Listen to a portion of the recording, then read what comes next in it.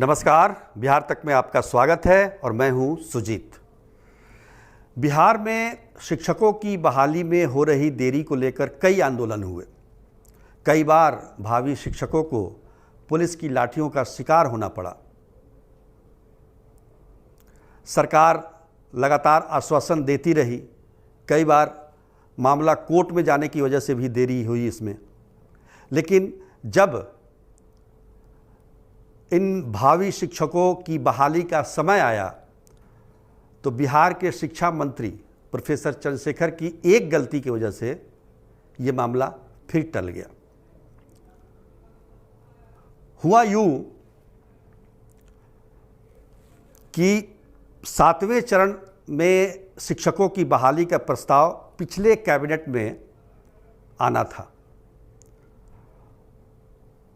लेकिन शिक्षा मंत्री ने कैबिनेट होने से एक दिन पहले ही इस मामले को सार्वजनिक कर दिया। उन्होंने ट्वीट कर दिया कि 7वें चरण के शिक्षकों की बहाली का प्रस्ताव कैबिनेट में पास होगा, हमने उस पर हस्ताक्षर कर दिए हैं। अब जो है शिक्षकों की बहाली का रास्ता साफ हो जाएगा।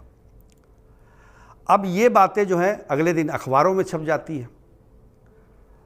मुख्यमंत्री जब इस चीज़ को देखते हैं तो भौचक रह जाते हैं, क्योंकि आज तक कभी पहले ऐसा हुआ नहीं था कि कैबिनेट में कोई प्रस्ताव आए और उससे पहले सार्वजनिक हो जाए, वो भी विभागीय मंत्री के द्वारा।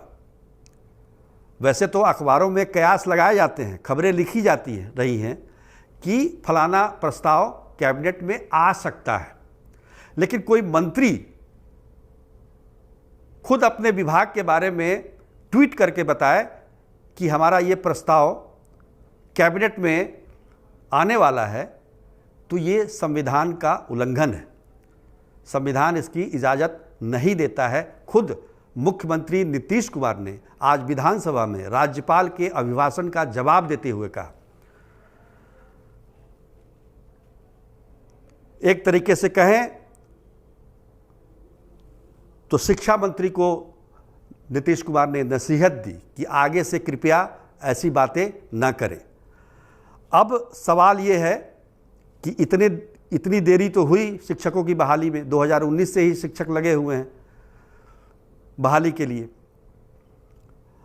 अब कुछ दिन और लगेंगे, क्योंकि ये प्रस्ताव अगले कैबिनेट में आएगा या उसके बाद आएगा, ये कहना मुश्किल है। तो इसलिए मैंने कहा कि इस बार की देरी के लिए शिक्षा मंत्री ही जिम्मेदार है। अब सोचिए कितना बड़ा विभाग है शिक्षा विभाग, बहुत सारे काम हैं उसमें। प्राथमिक विद्यालयों से लेकर विश्वविद्यालयों तक सारी जिम्मेदारी शिक्षा विभाग की है, और शिक्षा मंत्री शिक्षा व्यवस्था को ठीक करने के बजाय रामचरितमानस को लेकर बैठे हुए हैं। उसमें से एक एक दोहे निकाल रहे हैं, उसकी व्याख्या अपने तरीके से कर रहे हैं। उसमें उन्हें लगता है कि उसमें रामचरितमानस में जातीय विभेद किया गया है। वो कुछ दोहे को कचरा कहते हैं और उसको साफ करने की बात करते हैं। वो कहते हैं कि रामचरितमानस नफरत फैलाने वाला ग्रंथ है। लेकिन शिक्षा विभाग में जो गड़बड़ी है उसके बारे में उनका ध्यान ही नहीं है। प्राथमिक शिक्षा हो या मध्य विद्यालयों में जो पढ़ाई हो रही है, उच्च विद्यालयों में जो पढ़ाई हो रही है, कॉलेजों में जो पढ़ाई हो रही है, विश्वविद्यालयों में जो सेशन लेट चल रहा है, उसके बारे में कोई चिंता नहीं है उसकी। यही कारण है कि आज राज्यपाल के अभिभाषण के दौरान नीतीश कुमार ने ये बात कही, और ये बात केवल प्रोफेसर चंद्रशेखर के लिए नहीं थी, बल्कि उन तमाम मंत्रियों के लिए थी जो इस बात को जाने कि कैबिनेट में कोई प्रस्ताव आने से पहले उसे सार्वजनिक नहीं किया जा सकता है। आज मुख्यमंत्री का जन्मदिन भी था, सारे लोग बधाई भी दे रहे थे, उनका भाषण भी हुआ। राज्यपाल के अभिभाषण के जवाब में उन्होंने सरकार की तरफ से जवाब दिया, बहुत सारी बातें कही। हालांकि बहुत बातें उसमें पुरानी थी, लेकिन एक बार फिर उन्होंने बिहार को विशेष राज्य का दर्जा देने की बात कही। उनका कहना है कि जो पर व्यक्ति आय पूरे देश का है 1.5 लाख के करीब, बिहार में अभी वो 54,000 है।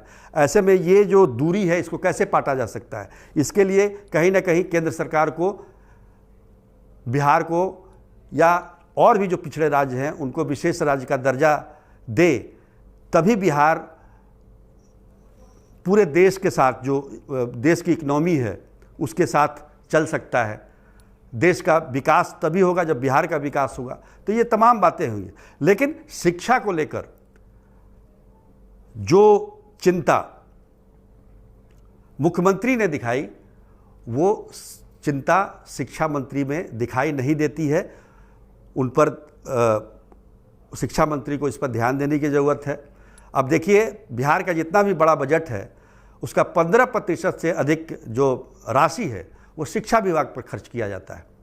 और शिक्षा विभाग की गुणवत्ता किसी से छिपी नहीं है। शिक्षक कैसे बहाल हो रहे हैं, क्या पढ़ाई का स्तर है, विश्वविद्यालयों में सेशन लेट चल रहे हैं। 3 साल का जो ग्रेजुएशन का कोर्स है वो 6 साल में हो रहा है, 2 साल का पीजी कोर्स 4 साल में हो रहा है। इन सब चीज़ों पर ध्यान देने की ज़रूरत है शिक्षा मंत्री जी, न कि रामचरितमानस को लेकर जो आप विवाद पैदा करना चाहते हैं उसकी कोई ज़रूरत नहीं है। आज के लिए बस इतना ही। तब तक के लिए नमस्कार।